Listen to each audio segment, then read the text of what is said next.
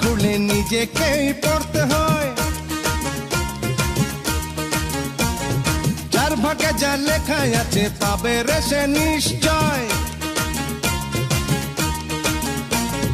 পরের জন্য কুয়া খুলে নিজেকেই পড়তে হয়। যার ভাগে যা লেখা আছে পাবে রে সে নিশ্চয়।